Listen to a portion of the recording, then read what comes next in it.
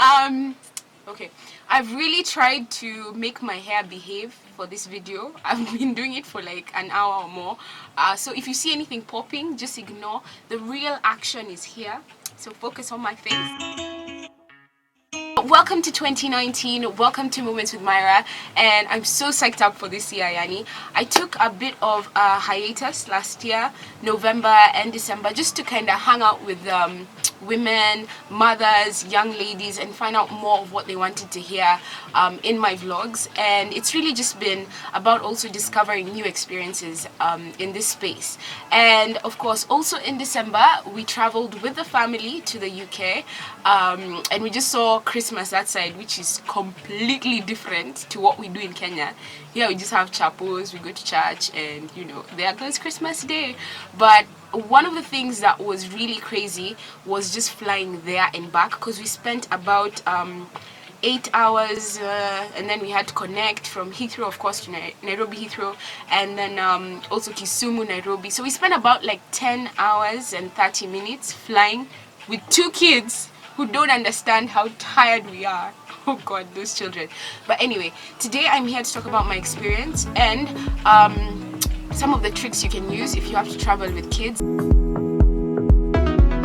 So like I said, we traveled with KQ, and I'm sorry, but I'm about to say some of the negative things I felt traveling with KQ, and I'm really just speaking as a mother. I have 2 kids, 1 year and 3.5. One of the things I did not appreciate is that they don't really have like an activity book for kids.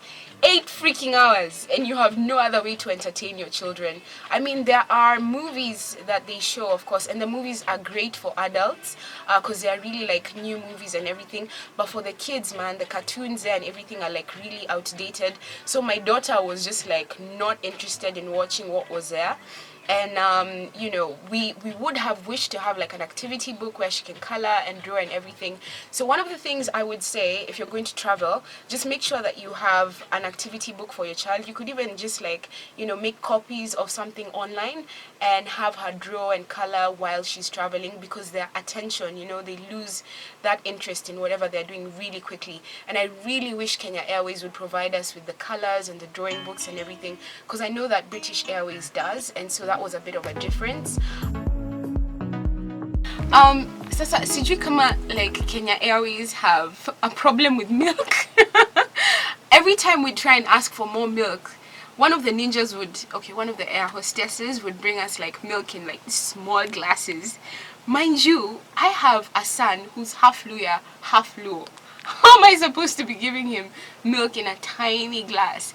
Anyway, I think one of the things you need to do when you travel is carry very many snacks and lots of food options for your kids, because one of the things I did not appreciate other than the milk is that Kenya Airways doesn't really give you options as far as food is concerned. Most of the food they have has spices. There's just like either spice, vegetarian, or you know, spice, right? So there's only like one option you can really offer your child. They gave us, I think it was meat or something, and my daughter didn't really like it, neither did my son, so it was really hard like giving them a proper meal other than breakfast. British Airways, however, give you an option online to pre-order for your child or your children. If you're like me, who gives back to everyone. So you could possibly, you know, pick what your child will eat, which I think is really cool. And if Kenya Airways have this and I didn't know before, it's my husband's fault, so forgive me for that. But I'm pretty sure British Airways also has more milk.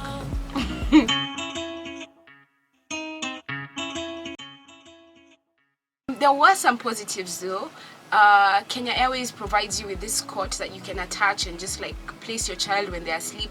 However, those cots were like really old. They had seen better days, better years even, and like they didn't allow me to place my child on it because my boy is a bit heavy. He's like past 9 kgs, so I think they should bring new cots. And you know, if they do bring new cots, just consider some of us who have heavier children from Luya land and Luo land, because it's really also tiring, like having to carry your child who's 11 or 10 kgs for like 2 to 3 hours at one go.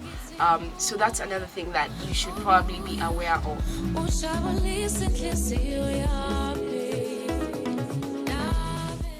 Finally, before I do a quick recap, is my son had the hardest time when we were taking off and landing during the ascent and descent. You know the way your ears can just get so irritated. So, my mother-in-law, who's amazing, was like, one of the things you can do, of course, is buy them earmuffs.